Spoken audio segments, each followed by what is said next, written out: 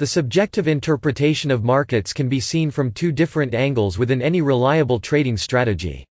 There is the subjective interpretation of technical setups and sensitive market variables like the interpretation of price action and the power of the overall context. There is also the subjective interpretation of risk that all traders need to deal with when trading real money. We all have the same biases and we are run by the same software when it comes to dealing with economic decisions involving risk, probability, and time. However, our personalities vary greatly and the way we respond to these biases also varies significantly. Every trader is a unique individual with finely calibrated intuitions about the market and overall risk. That simply means we need to recognize these differences and work to extract the best out of them. That also means that the trader is a unique part of the trade plan, and if the trader doesn't learn how to deal with a certain level of subjectivity in the markets, no trading strategy will be able to produce good results no matter how good the strategy is. It is important to clarify why traders need some degree of subjectivity in their analysis. This happens because the financial markets, as we already pointed out in previous lectures, is a multivariate and multidimensional entity and it is virtually impossible to roll back the chain of causality of price movements completely. That's the central point of the subjective interpretation of markets and its practical necessity. As we already saw in previous lectures, the representation of the market in bidimensional price charts has the effect of dimensional loss, and that makes impossible to roll back the chain of causality of all market movements. Consequently, part of the trader's analysis must come from a subjective interpretation of price. This is arguably the most difficult thing about trading. Since the price charts provide limited information, traders need to develop a market intuition based on price nuances. A perfect example of that is observing the relationship between the candle body and the candle tails.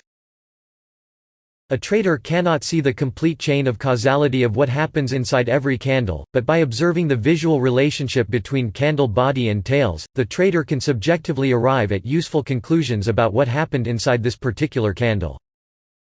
Subjectivity in the conceptual sense is how an individual installs his intuitions about a given subject.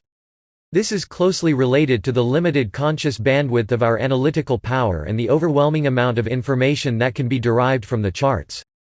The presuppositions a trader must make about the market are larger than his conscious bandwidth because the market's chain of causality cannot be fully rolled back due to the dimensional loss of price charts. This is a rather uncomfortable idea to most traders because everybody is after a completely objective and mechanical way of trading that eliminates the uncertainty out of the process. It's important to notice that it is impossible to trade in that way because of the things we are exploring in this lecture. There is no comprehensive market analysis without some degree of subjectivity. Once again, that's the case because of the complexity of the markets plus the limited tools a trader possesses to derive meaningful information out of it. It's interesting to notice that a great deal of how the market looks like in a chart is due to the subjective interpretation of millions of traders around the world. The structure of price is formed by its objective representation in a price chart, which is the nominal price you see in your screen, and its subjective interpretation, which is the perceived value of that nominal price. One of the forces that drive the markets up and down is the discrepancy between the objective price and the subjective value of any given market. For example, if most traders in the market look at the nominal price and they subjectively assume this price is higher than their perceived value of the market, price tends to fall because these traders will feel like the market is overpriced and they will open sell positions. By the same token, if most traders in the market look at the nominal price and they subjectively assume this price is lower than their perceived value of the market, price tends to rise because these traders will feel like the market is underpriced, and they will open buy positions. The bottom line is that to achieve the necessary level of complexity to produce high-quality trades, a trader must use some degree of subjectivity to read the intentions behind the price bars. As you will learn later in the course, there are several ways of doing this by looking at the way price action behaves.